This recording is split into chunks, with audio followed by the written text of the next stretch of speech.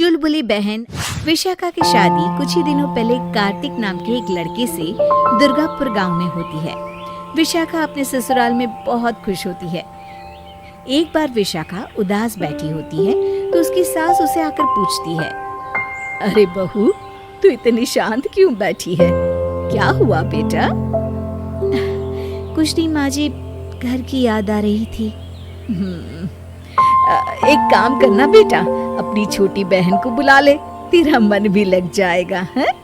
विशाखा ये सुनकर खुश हो जाती है और अपनी बहन शिखा को फोन करके बुला लेती है। शिखा विशाखा के ससुराल आ जाती है।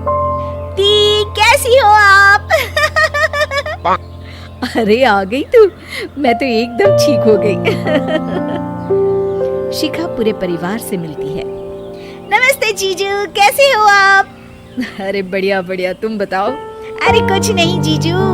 अरे आपकी शर्ट पर कॉकरोच है? कहाँ है? सॉरी जीजा जी। शिखा, आते ही तूने शैतानी शुरू कर दी, चल कमरे में।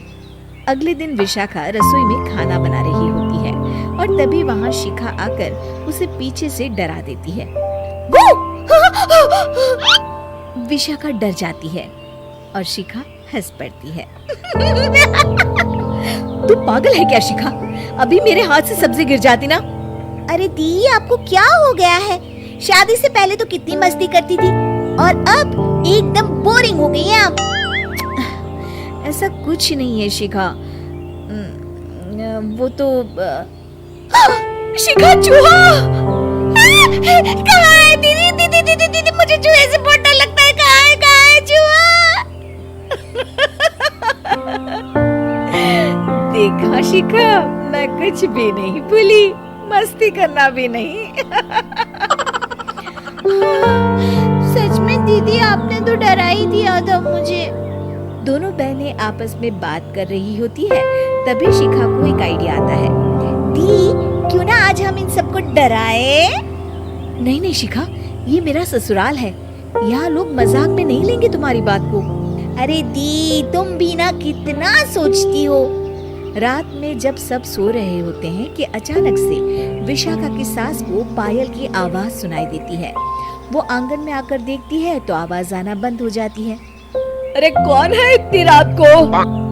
वो जैसे ही मुड़ती है तो देखती है कि सफेद साड़ी में एक औरत घूम रही है। वो डर जाती है और भागकर अपने कमरे में चली जाती है। वो औरत और कोई नहीं पर शिखा होती है। सास को डरा हुआ देख शिखा जोर जोर से हंसने लगती है।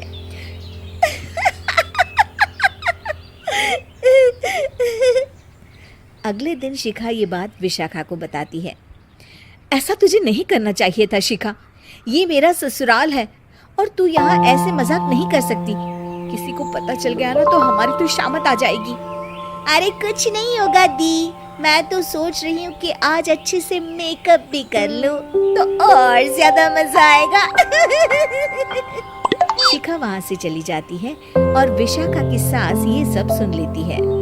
ओह, तो ये सब शिखा का करा धरा है। रात में जब पूरा घर सो रहा होता है तो शिखा फिर से मेकअप करके आती है और पायल की आवाज फोन से बजाकर टहल रही होती है घर में। तभी उसके ससुर आ जाते हैं। शिखा जैसे ही उनको डराती है वो अचानक से गिर पड़ते हैं और बेहोश हो जाते हैं। शिखा ये देखकर डर जाती है। अरे अंकल जी, क्या हो गया आपको? दी, जीजू, जल्दी आओ। अंकल जी उठिए ना। सारे घर वाले वहाँ आ जाते हैं। अरे पापा, क्या हो गया आपको? क्या हुआ शिखा, ये बेहोश कैसे हो गए? अरे तूने डराया क्या इन्हें ये चुड़ैल जैसा मेकअप करके? हैं? आंटी जी, मैं तो बस मजाक कर रही थी, मुझे नहीं पता था कि अंकल इतना ज्यादा शॉक्ड हो जाएंगे। तुझे पता है ये दिल के मरीज हैं।